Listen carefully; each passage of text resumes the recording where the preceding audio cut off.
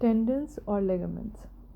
T M S میں بہت ساری ابھی بھی چیزیں ایسی ہیں جنہیں ہم نہیں جانتے صحیح سے. اور اس میں سب سے زیادہ جو سمجھنے میں مشکل ہوئی مجھے جس چیز کو، وہ ٹینڈنس کی اور لیگمنٹس کی انوالومنٹ ہے. ٹینڈونائٹس آپ کی ایلبو کی یا شولڈر کی یا نی کی، یعنی ان تینوں جوائنٹس میں سے کسی کے بھی ٹینڈنس کا انفلیم ہو جانا یا ان کا درد پیدا کرنا عموماً غائب ہو جاتا ہے جب ہم ٹی ایم ایس کی ٹریٹمنٹ کرتے ہیں. عام طور پر یہ مانا جاتا ہے کہ ٹینڈونائٹس انفلیمیشن کی وجہ سے ہوتا ہے، لیکن اس کا کوئی ایسا ہمارے پاس ایویڈنس نہیں ہے کہ ایسا کیوں ہے. لیکن کیونکہ یہ ٹی ایم ایس کا حصہ ہے، اس لیے میرا یہ خیال ہے کہ یہاں پہ بھی آکسیجن کی کمی ہی کار فرما ہے. ٹینڈنز میں ویسے تو کوئی بلڈ ویسلز نہیں ہوتے، لیکن یہ ایک لیونگ ٹیشو ہے تو اسے آکسیجن اور نیوٹرینٹس کی تو ضرورت ہوتی ہے. تو اس لیے یہ ایک ریزنیبل کنکلوژن ہے کہ لیک آف آکسیجن ہی آپ کے ٹینڈنز اور لیگمنٹس میں درد پیدا کرتا ہے. بہرحال اس کے پیچھے جو بھی وجہ کار فرما ہو، یہ بات واضح ہے کہ یہ اسٹرکچرز بھی دماغ کے ساتھ پوری مدد کرتے ہیں اس بات میں کہ تاکہ آپ اپنی انگزائٹی اور اینگر کو اوائڈ کر سکیں. تو اس لیے یہ جاننا ضروری ہے کہ ٹینڈونائٹس بھی ٹی ایم ایس کا ہی حصہ ہے. تو اب ہم اگر اس پورے کا خلاصہ بیان کریں تو ٹی ایم ایس کی فزیولوجی شروع ہوتی ہے کچھ ایموشنل اسٹیٹ سے، اور پھر وہ ایموشنل اسٹیٹس آپ کے سینٹرل نروس سسٹم یا آٹونومک نروس سسٹم میں ایکٹیویٹی اسٹارٹ کراتے ہیں، جس سے آپ کی خون کی شریانیں سکڑ جاتی ہیں اور بالکل معمولی سی آکسیجن کی کمی بعض مسلز، نروز، ٹینڈنز یا لیگمنٹس میں ہو جاتی ہے. اور یہ آکسیجن کی کمی ذمہ دار ہے اس درد کی جو ٹی ایم ایس میں آپ کو ہوتا ہے، یا اس سے ریلیٹڈ اور بھی جتنی آپ کو اب نارمل قسم کی تکلیف دہ صورتحال پیش آتی ہے، جیسے نمنس، سنسناہٹ یا کمزوری کا محسوس ہونا یا ٹینڈنز میں درد ہونا، یہ سب پھر شروع ہو جاتا ہے. ہم یہ تو ابھی تک نہیں سمجھ پائے کہ دماغ کیوں اس طریقے سے مسلز، نروز، ٹینڈنز اور لیگمنٹس کو ٹی ایم ایس میں انوالو کرتا ہے، لیکن میں یہ سمجھتا ہوں کہ انسانی دماغ کے بارے میں ہم ابھی بھی بہت کچھ نہیں جانتے کہ وہ کس طریقے سے پروسیس کرتا ہے، کس طریقے سے زبان پروڈیوس کرتا ہے، کس طریقے سے یاد رکھتا ہے اور وغیرہ وغیرہ. تو اس لیے ٹی ایم ایس بھی ایسی بہت ساری چیزوں میں سے ایک ہے جس کو ابھی تک ہم پوری طریقے سے نہیں سمجھتے.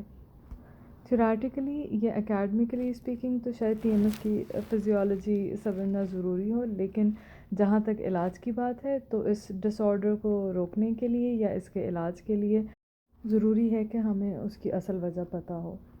اور وہ وجہ یہی ہے کہ جو بھی کیمیکل یا فزیکل چینجز ہمارے مسلز، نروز، ٹینڈنز اور لیگمنٹس میں پیدا ہوتے ہیں اور درد پروڈیوس کرتے ہیں، وہ بیسیکلی اس کا رد عمل ہیں جو ہمارے دماغ میں جذبات پیدا ہو رہے ہیں.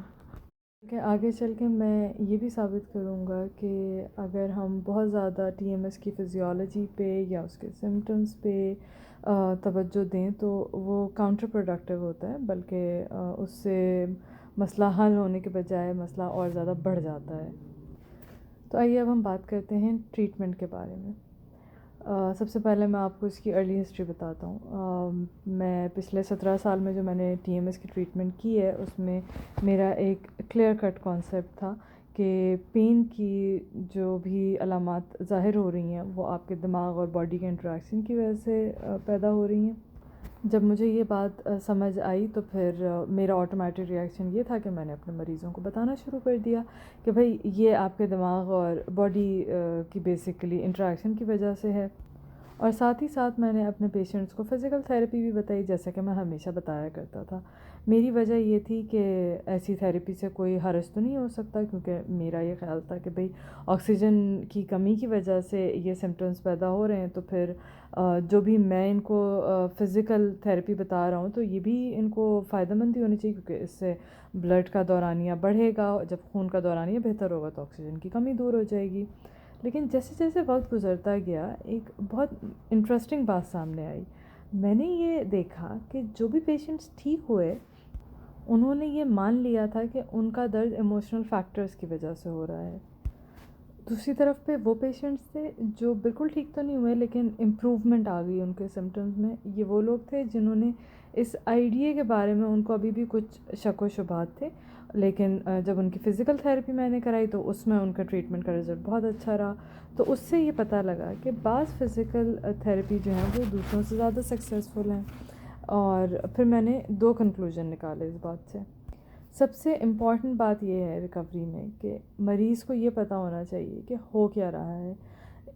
دوسرے لفظوں میں یہ کہہ لیں کہ یہ جو نالج ہے کہ آپ کی باڈی میں چل کیا رہا ہے یہ پینسلین کی طرح کام کرتی ہے. بعض مریض فزیکل تھیراپی پہ بھی رسپونڈ کرتے ہیں جو کہ ایک پلیسیبو ریئیکشن ہے اور یہ عموماً ٹیمپریری ہوتا ہے. میں بہت حیران ہوا جب مجھے یہ احساس ہوا کہ پیشنٹس کے لیے کتنا ضروری ہے کہ ان کو پتہ ہو کہ ان کی باڈی میں کیا چل رہا ہے. یہ بیسکلی نالج تھیراپی ہے جو اپیرنٹلی تو کوئی سینس نہیں کر رہی تھی، لیکن میں بہت خوش تھا کہ میرا کیور ریٹ بہت اچھا ہو گیا تھا. میں جن مریضوں کا علاج کر رہا تھا ان کو بہت زیادہ فائدہ ہو رہا تھا. اپنے ان شروع کے سالوں میں نے فزیکل تھیراپسٹ کے ساتھ بھی کام کیا اور میں نے ہارورڈ کے سائیکالوجسٹ کے ساتھ بھی کام کیا. بعد میں نے فزیکل تھیراپسٹ کے ساتھ تو کام کرنا چھوڑ دیا کیونکہ مجھے یہ احساس ہوا تھا کہ اس سے علاج میں کوئی فائدہ نہیں ہوتا. لیکن میں نے سائیکالوجسٹ کے ساتھ کام کر کے یہ ریئلائز کیا کہ سائیکولوجیکل اسپیکٹ اس میں بہت امپورٹنٹ ہے. پھر میں نے اپنے طریقہ علاج میں یہ چیز انٹروڈیوس کی کہ میں پیشنٹس کو لیکچر ڈسکشنز میں لے کر آتا تھا. اور ہر گزرتے سال کے ساتھ یہ بات ظاہر ہوتی گئی کہ پیشنٹ کو ٹی ایم ایس کے بارے میں ایجوکیٹ کرنا ہی اس کے علاج میں سب سے بڑا کردار ادا کرتا تھا. بعض اوقات میرے پاس ایسے مریض آئے جن کو سائیکو تھیراپی میں کافی لمبا عرصہ ہو گیا تھا لیکن پھر بھی ان کا پین چل رہا تھا اور ان کو شفا نہیں مل رہی تھی. تو اس سے یہ کلیئر ہوا کہ ان کی psychological insight T M S میں اتنی نہیں تھی کہ وہ اس کو اوپر قابو پا پاتے. تو پھر میں نے یہ کیا کہ میں نے ان کو 4 لیکچر دیے 1-1 گھنٹے کے، اور پھر بعد میں 2-2 گھنٹے کے سیشنز دیے جس میں میں ان کو فزیولوجی بتاتا تھا، پھر میں ٹی ایم ایس کا ڈائگنوسس سمجھاتا تھا، پھر میں سائیکالوجی کے بارے میں اور اس کی ٹریٹمنٹ کے بارے میں ڈسکس کرتا تھا.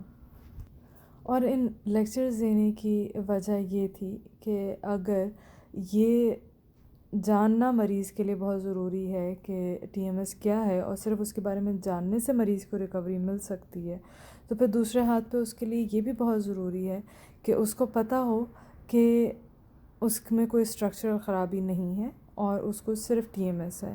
اور فزیکل پوائنٹ آف ویو سے دیکھا جائے تو ٹی ایم ایس ہارملیس ہے، تو ان کو کسی بھی چیز کے بارے میں ڈرنے کی ضرورت نہیں ہے. جو بھی ان کو چیزیں منع کی جاتی ہیں یا جن چیزوں سے انہیں روکا جاتا ہے اور ڈرایا جاتا ہے وہ یوز لیس ہیں اور بالکل ہی غیر ضروری ہیں، بلکہ وہ ان کی پرابلم بڑھانے کا کام کر رہی ہیں کیونکہ ان کے اندر وہ خوف پیدا کرتی ہیں جس کی کوئی ضرورت نہیں ہے، کہ وہ کسی بھی قسم کی فزیکل ایکٹیویٹی سے ان کو ڈرنے کی ضرورت نہیں ہے.